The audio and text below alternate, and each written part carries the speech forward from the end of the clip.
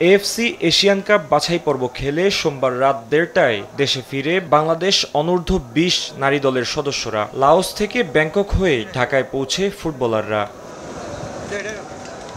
বাছাই পর্বে ৩ ম্যাচের মধ্যে ২টিতে জিতে থাইল্যান্ডে মূল আসরে খেলবে আফিদা খন্দকারের দল। নারীদের মূল দল এশিয়ান কাপের টিকিট কাটার পর বয়সভিত্তিক দল হিসেবে খেলবে এই আসরে। তাই প্রত্যাশাটাও বেশ বড় বাংলাদেশের মেয়েদের।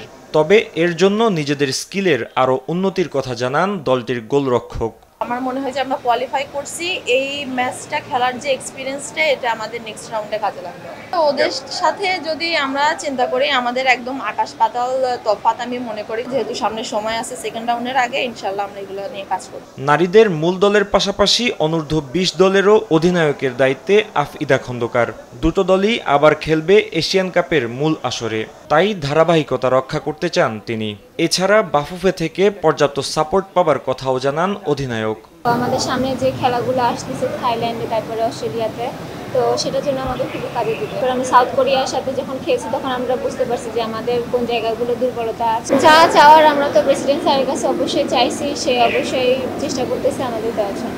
আগামী বছর এপ্রিলে থাইল্যান্ডে অনুষ্ঠিত হবে অনূর্ধ্ব-২০ এশিয়ান কাপের আসর। সেখানে বাংলাদেশ ছাড়াও খেলবে এশিয়ার আরও ১১টি দল।